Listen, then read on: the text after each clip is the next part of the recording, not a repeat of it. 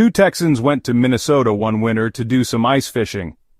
After setting up their tent, they pulled the cord on their chainsaw to cut a hole in the ice. Then they heard a mysterious voice from above saying, "There are no fish under the ice." "Is that you, God?" they asked in awe. "No," came the reply, "but I know that there are no fish under the ice. I'm the owner of this ice skating rink." People who worship gods other than the one true God resemble fishermen ice fishing in a skating rink. The idolaters of Isaiah's day worked hard at practicing their religion.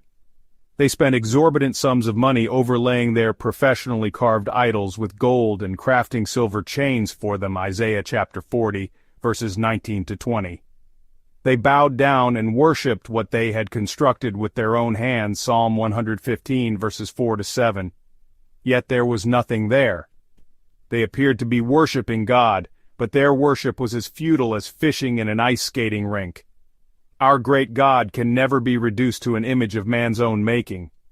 He is the everlasting God, the Lord, the Creator of the ends of the earth, Isaiah chapter 40, verse 28. And He wants us to worship Him in spirit and in truth, John chapter 4, verse 24. How foolish to worship the creature rather than the Creator.